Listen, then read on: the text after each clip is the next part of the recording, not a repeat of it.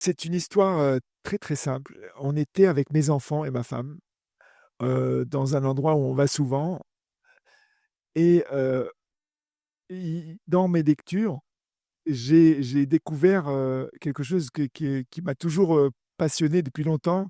C'est un concept japonais qui s'appelle l'ikigai Ouais, et l'ikigai, c'est 4 cercles concentriques.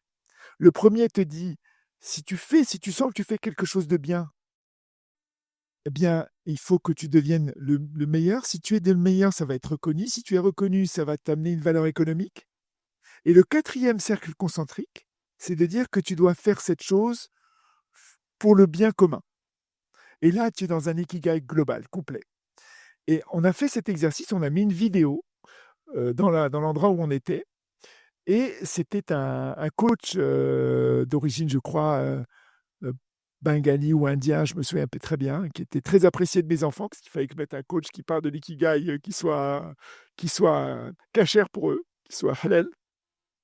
Et on s'est mis à regarder cette émission, et à la fin, on s'est posé des questions entre nous sur, comment on se voyait les uns les autres. Donc j'ai fait cet exercice avec mes enfants. Et qu'est-ce qu'on attendait de la vie? Comment on se voyait? Quels étaient nos talents? Comment on pouvait les mettre au service? Et petit à petit, on a fini par, conversation à table, les jours d'après, à cultiver et je me suis aperçu pendant cet exercice que la technologie, l'innovation, l'invention, la découverte me manquait cruellement. Et c'est là que j'ai décidé de redémarrer dans la tech. Mais il fallait que je fasse un choix, c'est-à-dire redémarrer dans la tech, c'était, j'étais près de mes 58 ans, donc c'était, quand même, proche de la retraite classique. Donc je me suis dit: «C'est le moment, mais tu dois larguer ce dont tu t'occupes», qui était l'immobilier, l'infrastructure, dont je m'occupais encore, dont je m'occupe un petit peu, mais où j'avais nommé un CEO qui était un de mes associés, à part entière, comme j'avais fait la première fois, ça avait marché, donc je me suis dit: «Ça va peut-être marcher dans l'autre». Et donc je me suis dit: Ça y est, tu coupes, enfin tu coupes, tu laisses, ça à quelqu'un d'autre et tu te concentres dans ta tech. Mais qu'est-ce que tu vas faire comme tech? Il se trouve que comme je m'étais fait opérer d'une tumeur au cerveau depuis, il y a 30 années en arrière, où j'ai failli perdre la vie, heu, j'avais une tumeur de la taille d'une balle de ping-pong. Et si je n'étais pas allé voir un médecin, le lendemain, d'une visite que j'avais fait impromptue chez mes parents, où je ne voulais pas aller dans leur résidence de vacances, et où je m'étais forcé à y aller parce que je me suis dit que ma mère, quand elle m'avait demandé d'y aller, elle avait pleuré et que c'était pas logique que je n'y aille pas, comme j'avais pas beaucoup vécu, avec eux.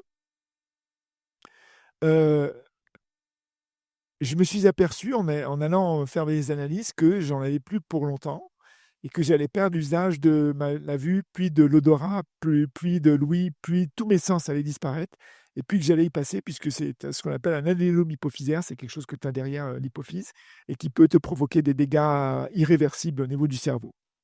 Et j'avais eu beaucoup de chance, Bridat Walidine, c'est là que j'ai appris Bridat Walidine, c'est pour ça que j'adore, Ilan dont je parle parce que c'est un Mordin Walidine, je le vois comment il fait avoir avec ses parents, pour moi c'est un bon critère.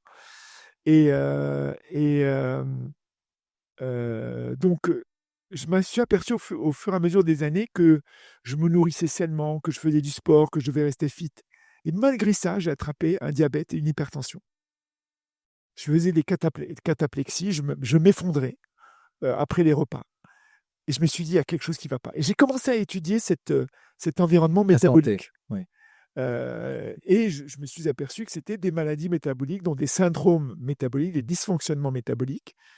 Et puis j'ai vu que finalement, ça touchait pratiquement 2 à 3 milliards de personnes dans le monde. Et j'ai regardé comment c'était soigné. Et je me suis aperçu que c'était soigné avec des moyens où, quand tu faisais de l'hypertension, on te donnait de la statine. Quand tu devais te piquer, tu te piquais 6 fois par jour. Je voyais, ma grand-mère, qui était diabétique, se piquer. Je voyais le sang, sortir, je la voyais se faire ses vraiment, c'était horrible pour moi de voir comment on faisait. Et donc j'ai décidé de me lancer dans les life sciences. Et donc le premier niveau de recherche qu'on a abordé, c'était de développer des outils qui te permettent de tracker ta santé de manière non invasive. Donc sans qu'il y ait de pénétration d'aiguille ou de quoi que ce soit. C'était mon motto. C'était, hem, heu, de d'inspirer un bien-être résilient, encore une fois, ultra personnalisé pour le futur de l'être humain.